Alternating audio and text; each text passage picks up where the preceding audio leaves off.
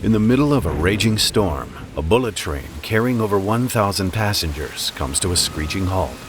As lightning cracks overhead, its driver fights to reset the system, unaware that another train has been sent down the same line behind him. Moments later, it comes barreling down the railway at over 60 miles an hour, turning a routine journey into a national tragedy. At first, it seemed like a freak accident. But the truth was far worse. This disaster was years in the making and could easily happen again. It's July 23, 2011, and high-speed train D3115 races towards Yongzhou Station, several minutes behind schedule. For the passengers on board, it seems like another delayed journey through the wet summer season. But as lightning cracks around them, they have no idea that the railway ahead is beginning to fail. Beyond Yongzhou, the train's route crosses a bridge before it stops at Wenzhou South. As well as being a transit hub, the station is an important control center for the line, as it helps monitor train locations to keep them safely separated. But before the train reaches the area, Wenzhou South is hit by more than 340 lightning strikes in a few minutes. The strikes send unusually powerful currents surging along the railway's cables, which blow a small fuse inside the control center's equipment. At the same time, the lightning also damages several track detectors on the bridge. Instead of reporting if a train is present, they begin sending random status updates to the rail network. Together, the faults create a dangerous scenario. Wenzhou's system is stuck showing track clear, meaning the signal lights will remain green even if there's an obstacle ahead. At the same time, workers cannot tell if there's a train on the damaged bridge track. The train is still heading straight toward the affected part of the line, as a fault warning light appears on the controller's panel. It pulls into Yongzhou shortly after and is held at the station when another problem emerges. As dispatchers work through the fault with Wenzhou controllers, they realize the alert for the damaged rail section is not appearing on the dispatcher center screens. So they advise nearby stations to manage train movements manually and warn the driver to proceed with caution. There is a red light ban on the approach at Wenzhou South. If the signal does not clear or the train is stopped by the system, switch into visual running mode and continue below 13 miles per hour. By the time D3115 starts its leg to Wenzhou South, the delay means services behind are catching up. Moving at low speed, the train reaches the damaged bridge section 6 minutes later and screeches to a sudden halt. Just as expected, the automatic emergency brakes have stopped the train after receiving a faulty signal. However, the same signal is preventing the driver from switching to visual running mode. After several failed attempts, he tries to contact dispatchers, but his train is in a radio dead zone. They're trapped on the bridge, with no way to alert railway workers. In the next few minutes, a total of 9 calls fail to get through and its position remains unknown. Yet dispatchers make a baffling decision. The next train in the area, D301, is running over half an hour late and waiting for permission to leave Yongzhou. On board are 558 frustrated passengers, including the Cao family, who are traveling south for a reunion. Despite the known faults on the line, dispatchers clear the express train to proceed onto the bridge without warning its driver of the potential danger. At this point, his train's own signaling system should act as the final line of defense. But because of the blown fuse at Wenzhou South, D301 receives a false track clear signal. The driver pulls away into the evening darkness, building speed as he heads towards the occupied line.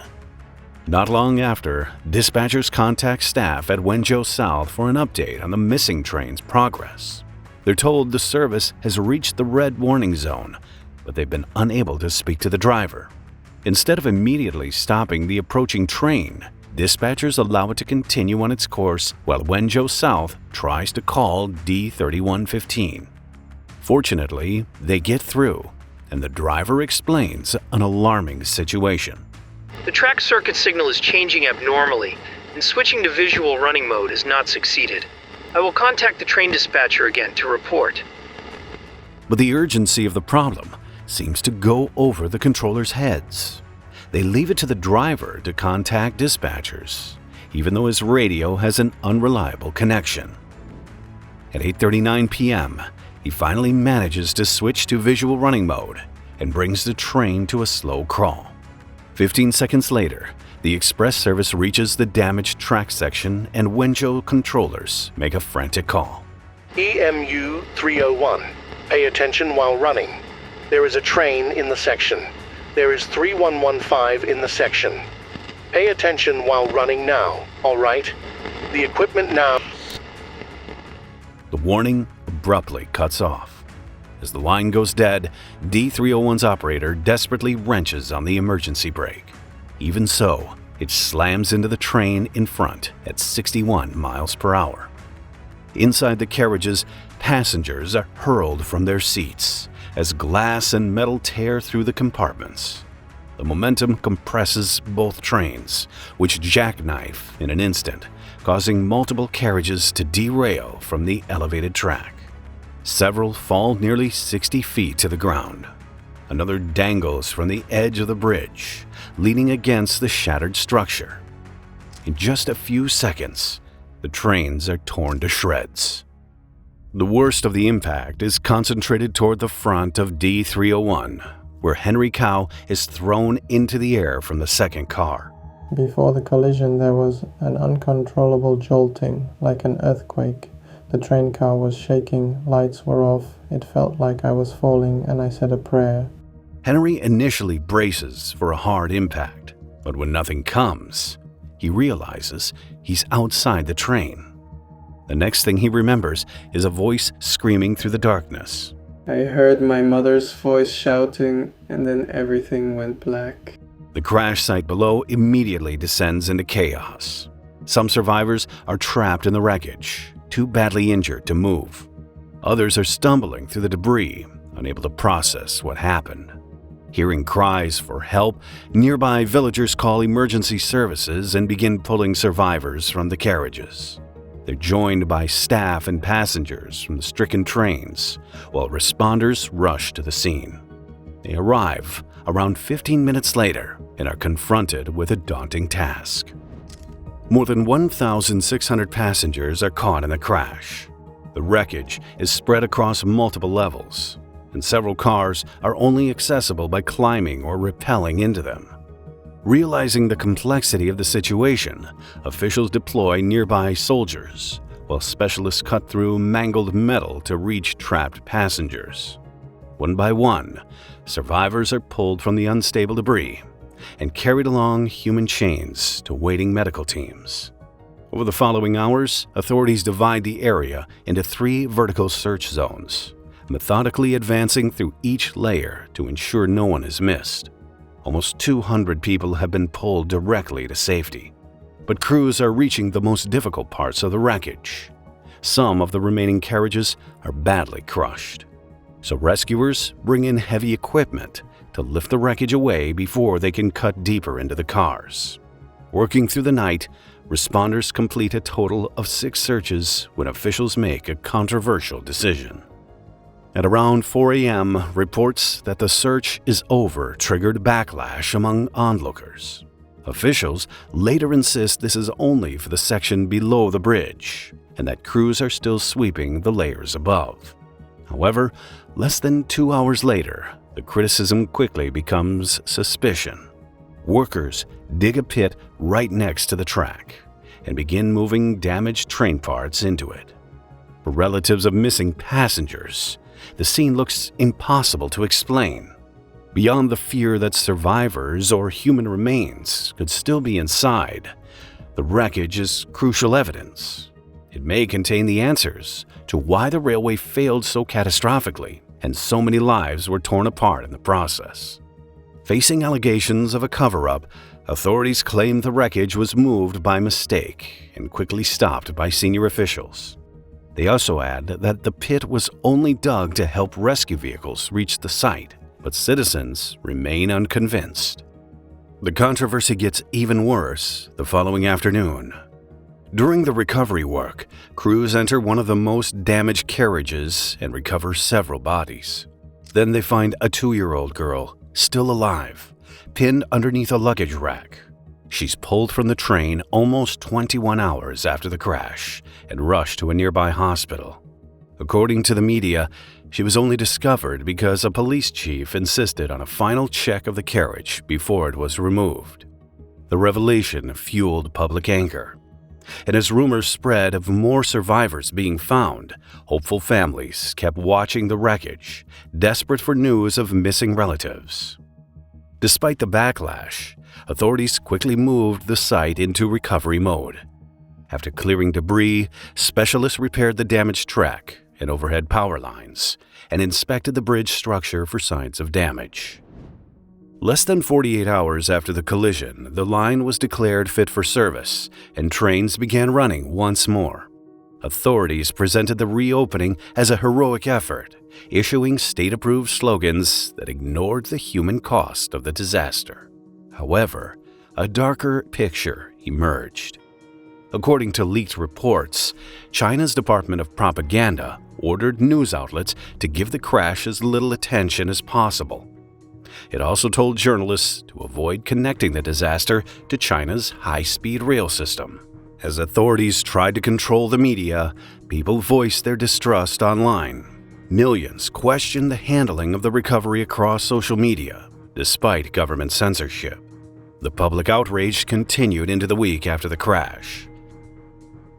But behind closed doors, grieving families faced a second ordeal.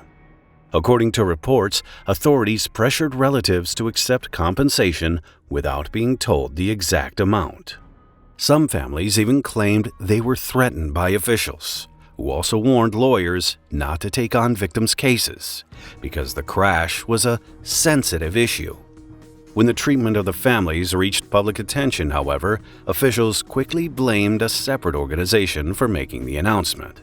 Eventually, the state increased the compensation for each family to 915,000 yen, nearly double the initial offer. But the money did little to silence critics or families that sought justice. All eyes were on what the investigation would reveal, and whether those involved would be held to account. Nearly 6 months later, the State Administration of Work Safety released its findings to the press. What emerged was a disturbing series of failures tracing back to the railway's construction. In the years leading up to the crash, China was transforming at extraordinary speed. It had become the world's largest exporter, and demand for transport was outgrowing the country's dated infrastructure. In response, China rapidly modernized its railway network, building high-speed lines across the nation. The Yong-Taiwan Line was part of that expansion, opening 4 months ahead of schedule in September 2009. But in the rush to launch, railway authorities allowed the line to operate with unproven control technology. According to investigators, the system used at Wenzhou South was designed without a formal research and development team. It was then installed having only passed a pre-review, meaning several flaws went unnoticed. One of the critical failures involved its default to safety function. The safeguard was supposed to turn signals red if the system lost reliable information from the track. However, the equipment involved relied on one power source instead of having a second as backup. So when lightning blew fuse F2 at Wenzhou South, the system was incapable of updating. Instead, it froze on its last reading, displaying the line as clear. This was in breach of regulations at the time, and it exposed a much wider problem. The Ministry of Railways oversaw the line's construction and managed it once it was opened. Worryingly, officials found misconduct at almost every level. It had cut corners, ignored safety checks, and handed contracts to unqualified companies. However, because the ministry also acted as its own regulator, there was no truly independent body to hold it accountable. Under its watch, the same flawed control system was installed at 76 locations, extending the risk far beyond Wenzhou South. By now, investigators realized that entire regions were at risk. But one of the most damning details came just days before the collision. The Ministry of Railways warned staff that a rise in lightning storms posed a serious threat to railway equipment. Most importantly, it stressed that malfunctions involving high-speed trains need to be handled immediately and to a higher standard than normal passenger services. But by the night of the crash, the ministry hadn't introduced new instructions for workers. This partially explained their poorer response to the track fault. However, authorities argued staff still had a chance to prevent the collision. Despite understanding the weather risks to equipment, controllers and dispatchers sent 2 trains onto a track they knew was damaged. They also allowed D301 to advance at normal operating speed and failed to warn the drivers of each other's presence until it was too late. In other words, the accident was completely avoidable. In the weeks that followed, both train drivers were cleared of any wrongdoing. However, a wave of punishments were handed out to 54 people responsible for the collision. Among the most senior figures were China's former railway minister and the ministry's former deputy chief engineer. Both had already been removed from office due to corruption charges before the crash and received suspended death sentences. Another key figure was the former CEO of the company that made the faulty signaling system. However, he died of a heart attack a month after the crash, so he couldn't be prosecuted. To officials, the convictions showed accountability, but many critics felt it glossed over deep-rooted issues in the Chinese Communist Party, as the highest-profile culprits were already disgraced or dead. One media outlet summed up the frustration bluntly, saying China had picked the 3 easiest scapegoats in the world. The sense of injustice was also felt by families who had their lives changed by the crash. Among those left to carry the cost was Henry Cao. Although he survived the fall from D301, both of his parents were killed. Henry, meanwhile, was rushed to the hospital in critical condition and later had his spleen and a ruptured kidney removed. Upon returning to the U.S., he faced ongoing medical costs, a business he could no longer run, and a family of 4 to support. As his former life fell apart, the stress took a toll on his mental health, and his family was still fighting for compensation they considered fair more than a year later. While families like the Caos fought for justice, China was forced to confront the issues in its high-speed rail ambitions. The Ministry of Railways slashed operating speeds across the network as a precaution, and the construction of new lines ground to a halt. They also issued nationwide safety audits, inspecting the control systems along the Yongwei line, one by one. Following its controversial role in Wenzhou's construction, however, China eventually disbanded the Ministry of Railways altogether. It was replaced with a state-owned operator and separate regulator, in an effort to reduce the risk of future corruption. Even so, critics argued the changes failed to address the deeper issue, a culture of secrecy exposed by the crash that killed 40 people and injured nearly 200 more. If you found this video interesting, please consider subscribing to catch more of our videos.